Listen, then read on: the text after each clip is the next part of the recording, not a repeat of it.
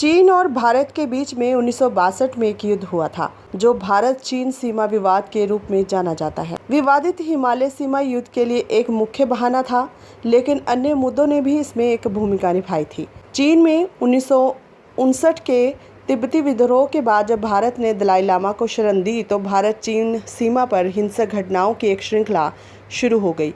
भारत ने फॉरवर्ड नीति के तहत मैकमोहन रेखा से लगी सीमा पर अपनी सैनिक चौकियां रखी, जो 1959 में चीनी प्रीमियर झाओ एनलाई के द्वारा घोषित वास्तविक नियंत्रण रेखा के पूर्वी भाग के उत्तर में थी। आपको बता दें कि चीन और भारत के बीच एक लंबी सीमा है, जो नेपाल और भूटान के द्वारा 3 अनुभागों में फैला हुआ है। यह सीमा हिमालय पर्वतों से लगी हुई है, जो बर्मा एवं तत्कालीन पश्चिमी पाकिस्तान तक फैली है। इस सीमा पर कई विवादित क्षेत्र अवस्थित हैं। पश्चिमी शोर में अक्साई चिन क्षेत्र है, जो स्विट्जरलैंड के आकार का है। यह क्षेत्र चीनी स्वायत्त क्षेत्र जिनजियांग और तिब्बत के बीच स्थित है। पूर्वी सीमा बर्मा और भूटान के बीच वर्तमान भारतीय राज्य अरुणाचल प्रदेश स्थित है। 1962 के संघर्ष में इन दोनों क्षेत्रों में चीनी सैनिक आ गए थे। इस युद्ध में दोनों देशों का काफ़ी नुकसान हुआ था, पर अगर देखा जाए तो चीन का इसमें बहुत ज़्यादा नुकसान हुआ। भले ही चीन ने एक सैन्य विजय पा ली थी इस युद्ध में, परंतु उसने अपनी अंतर्राष्ट्रीय छवि के मामले में अपनी पहचान खो दी थी। पश्चिमी देशों, खासकर अमेरिका को पहले से ही चीनी नजरिए, इरादों और कार्यों पर शक था। इन देशों ने चीन के लक्ष्य को विश्व विजय के रूप में देखा और स्पष्ट रूप से यह माना कि सीमा युद्ध में चीन हमलावर के रूप में था। चीन की अक्टूबर 1964 में प्रथम परमाणु हथियार परीक्षण करने और 1965 के भारत पाकिस्तान युद्ध में पाकिस्तान को समर्थन देने से कम्युनिस्टों के लक्ष्य और उद्देश्य एवं पूरे पाकिस्तान में चीनी प्रभाव के अमेरिकी राय की पुष्टि हो जाती है। पर इस युद्ध के बाद भारतीय सेना में व्यापक बदलाव आए और भविष्य में इसी तरह के संघर्ष के लिए तैयार रहने की उन्हें ज़रूरत महसूस हो गई। भारतीयों में देशभक्ति की लहर उठनी शुरू हो गई और युद्ध में शहीद हुए भारतीय सैनिकों के लिए कई स्मारक बनाए गए। यकीनन मुख्य सबक जो भारत ने युद्ध से सीखा वह है कि अपने देश को मजबूत बनाने की ज़रूरत है और चीन के साथ कई विदेश नीतियों में बदलाव की ज़रूरत है। भारत ने कभी भी किसी देश के साथ युद्ध नहीं चाहा।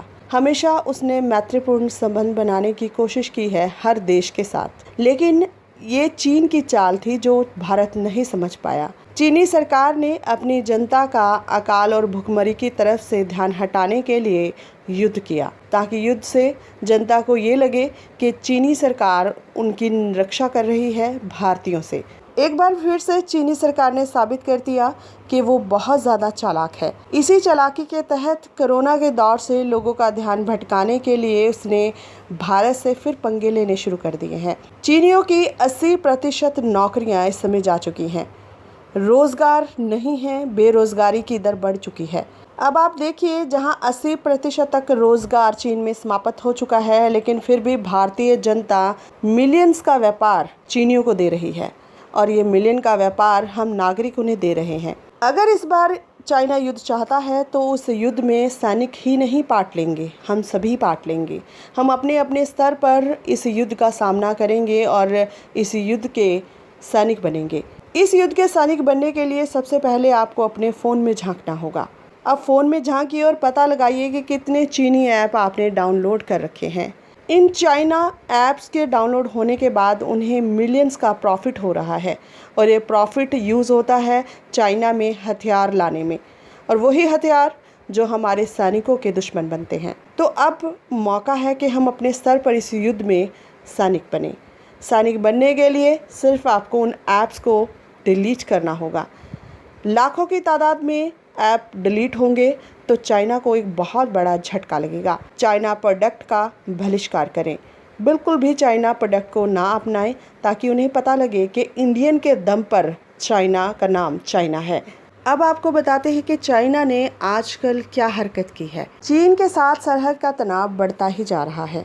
भारत और चीन के बीच अक्साई चीन में स्थित गलवान घाटी को लेकर उस वक्त तनाव पैदा हो गया जब भारत ने आरोप लगाया कि गलवान घाटी के किनारे चीनी सेना ने कुछ टेंट लगाए हैं। ये भारत का आरोप बिल्कुल गलत नहीं था, क्योंकि इसे सैटेलाइट के जरिए साफ साफ देखा जा सकता है कि चीनी सेना भारत में घुसने की तैयारी कर रही है।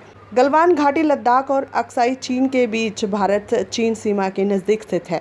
यहाँ पर वास्तविक नियंत्रण रेखा अक्साई चीन को भारत से अलग करती है। ये घाटी चीन के दक्षिण शिनजियांग और भारत के लद्दाख तक फैली हुई है।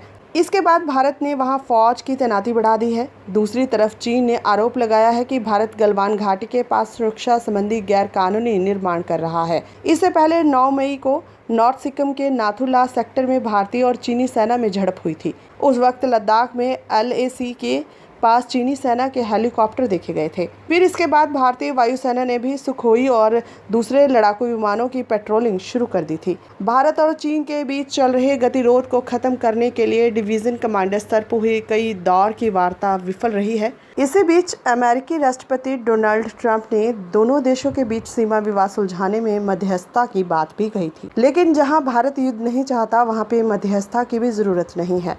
ये सिर्फ एक चीन की चाल है ताकि अपनी जनता का ध्यान भटका कर उसका ध्यान युद्ध की तरफ लगाया जाए, ताकि वो कोरोना से अपना ध्यान हटा दे।